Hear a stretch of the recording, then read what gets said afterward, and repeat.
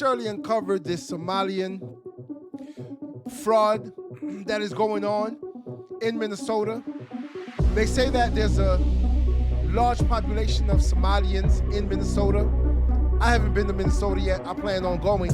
But they are saying that they have been funneling money through daycares, fake daycares with fake children. So they have been using taxpayer money to fund terrorists because the money is being sent back to Somalia. A lot of immigrants come to the country and instead of assimilating, they don't want to learn the language.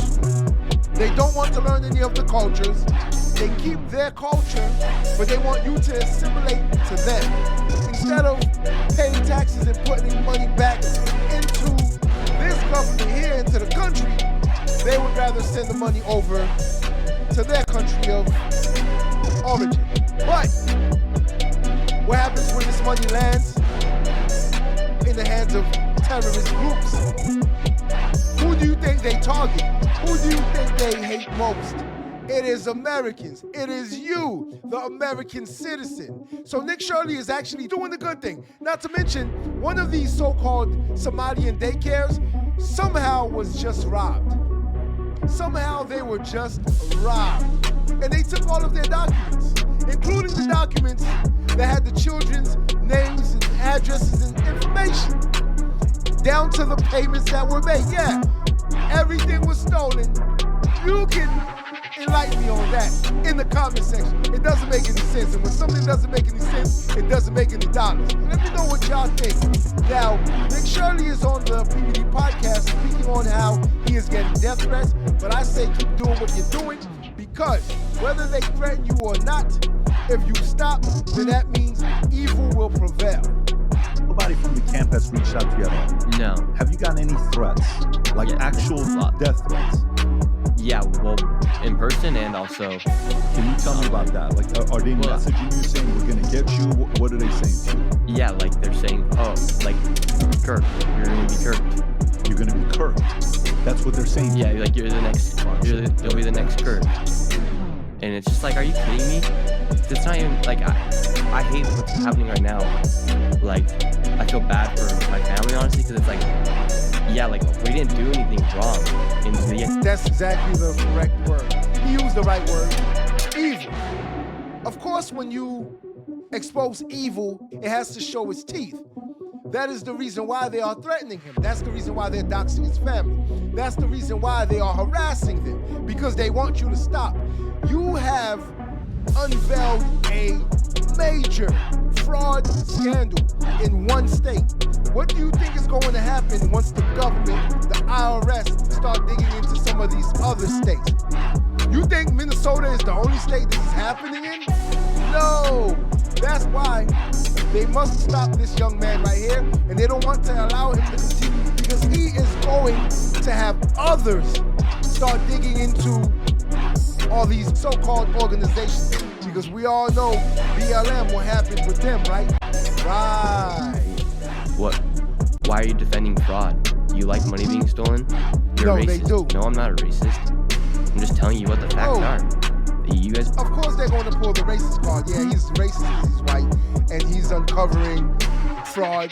He's uncovering people stealing millions and billions of dollars from the United States, from the American citizens, from the taxpayers. Of course they're going to call him all types of names because that's exactly what people go to. Ignorant people, dumb people, stupid people. They try to shame you to shutting your mouth. That's why you must continue to speak up for yourself. They're stealing money from the people that are working hard in the United States. I was literally talking to a black man, and then the Somali man comes out. He's also black, so I don't know, like I can't understand what they're thinking, calling me a racist. I'm having a great conversation with a black man, and then another black man comes up, and he's Somali descent, and he comes and attacks me for being a racist. I'm like, no, I'm not a racist. It's so stupid. And that's why the fraud has been able to happen for so long, because people like Tim Walz are afraid to be called racist. Afraid to be called racist. And me and my generation, we're over it. Like, we don't care. Like, we do not care. Call us a racist. I do not care, because I am not a racist. We're just seeing that prices of homes are so expensive. I don't even have a friend that can afford a home.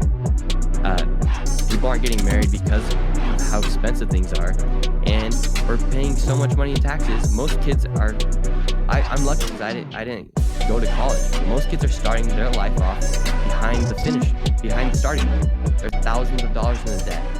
And so yes, we're upset because you guys are stealing millions of dollars and getting rich, and then you're bragging about the white man working on TikTok. Who's actually the racist? You're the racist. That's a fact. You're the one saying the white man. You work, white woman. You work, white man. We're sick of it. Nobody cares. Like, stop committing fraud. You're gonna be here. Be happy to be here and work hard like we're working hard. Whether you're black, Mexican, Asian, white, just go and work. And don't start playing this victim card and start trying to play make things political about money, for instance, or don't get mad at people for making money. Like, that's why America's the greatest country in the world, is because of capitalism. And we had 250 years to do it. All these other countries had thousands of years to do it, but they didn't do it. That's why we have to protect what's ours. No question about, by the way. Okay, Nick knows exactly what he's talking about. I can see that. He's a bright young man, and he's speaking the truth. Whether you like it or not, then I know some of y'all, you may have a racist mind yourself, because I speak to different people of different ethnicities, different backgrounds, whether they're black, whether they're white. There's racists on both sides. I don't care what y'all say.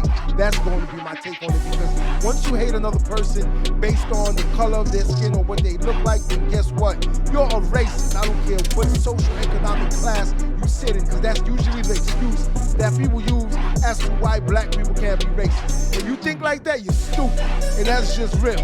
Now, Nick is speaking the truth about how these people, and I'm going to say these people because it's a specific group of people who actually they love scamming others. Yeah, they're scammers.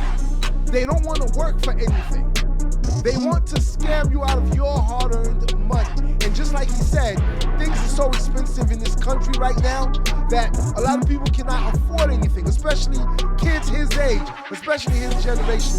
It's hard for them to make it nowadays because housing is so expensive. Going to the grocery store, it's expensive. Eating's expensive. Everything is high nowadays. How do you expect these kids to survive growing up? It's going to be hard for them, and no one's even getting married anymore. It's not just because of the cost of living.